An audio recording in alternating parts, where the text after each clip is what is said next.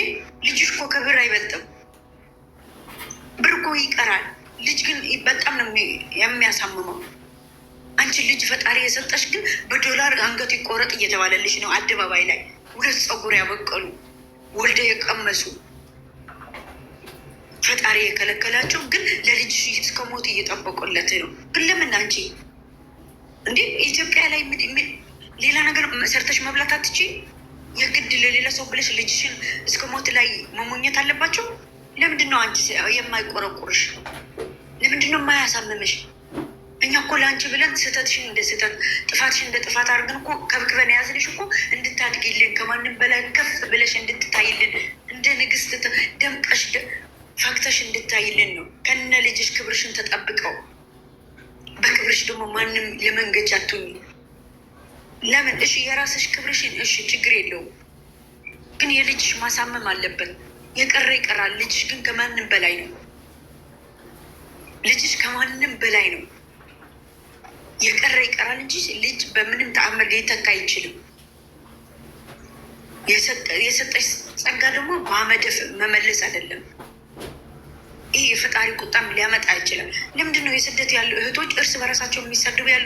ወድ መስለሽ የትኛው መሬት ነው ያጣላቸው? የትኛው ግራት ነው ያጣላቸው? የትኛው አባትና ተጋድሎ ነው? የትኛው ሀገር ነው ያስጣላቸው? የትኛው ሃይማኖት ነው ያጣላቸው? ከየት ተገናኝቶ? እኛ እኮ ስትመጪ በፍቅር በአንድነት ነው የታወቅ ነው።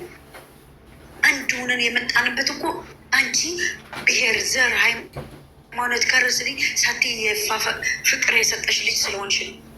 ያያ ስምሽን ለምን ለመጥፋት ተፈለገ? ያኛው ስምሽን ለምንድን ነው ጥሩ ነገር የተደረገው?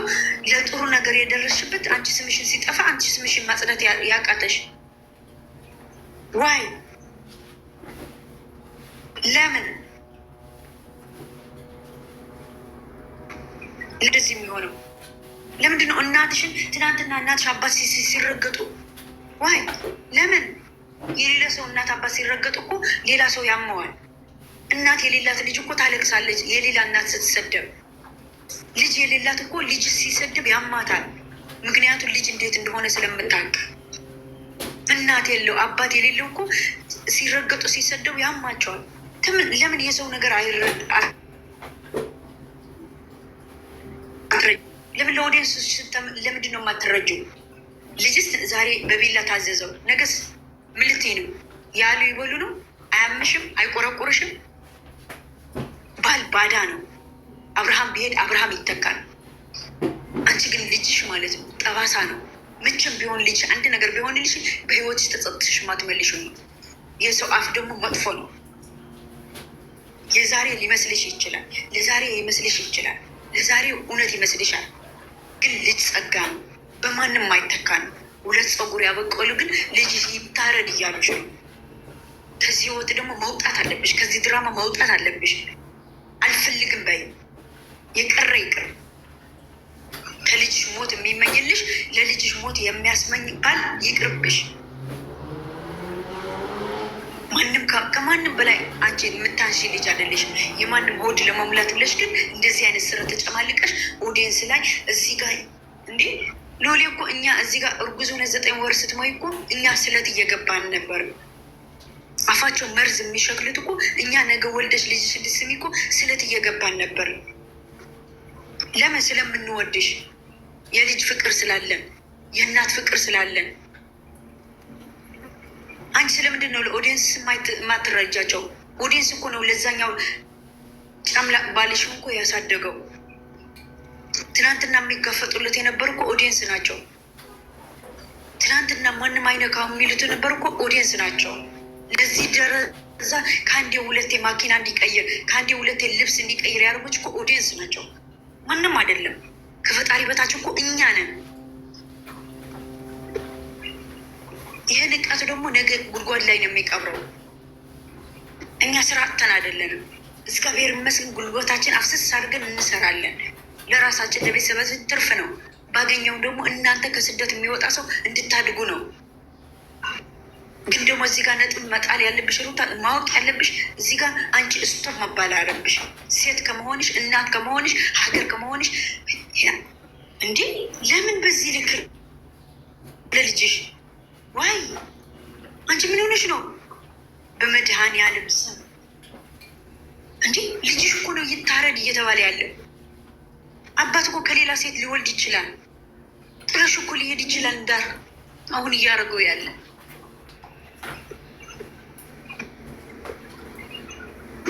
አልታመምሽበትም? ትርሃስ ነክሽን የወለድኩት አላልሽም? እንዴት ነው ልጅሽን ይታረድ እየተባለ ለማንም ማሳደጊያ ብለሽ አንገትሽን ርብ መድኃኔዓለም እጭ ወደዛ ክብራችሁ አጣችሁ። የሩታ ደጋፎች እንግዲህ ለሩታ እውነት ለመናገር ትልቅ መልእክት ነው ያስተላለፉት። ዛሬ አደነኳችሁ። እውነት ለመናገር ትንሽ የማይመቸኝም ወሬ ብታወሩ ዛሬ በጣም ነው አደነኳችሁ። ሰላም ቤተሰብ እንዴት ናችሁ? ደህና ናችሁ ወይ? አለው እግዚአብሔር ይመስገን። ሰላማችሁ ብዝት ይበልን። ይሄ ዩቱብ አዲስ ነው ብላ ፕሊዝ ሰብስክራይብ አድርጉኝ፣ 1000 ያስገቡኝ የኔ ውዶች ማለት ነው። እንግዲህ የሩታ ደጋፎች ዛሬ ትክክለኛ መናገር የነበረባችሁ እስከ ዛሬ እኔ ከዚህ በፊትም ብያችኋለሁ።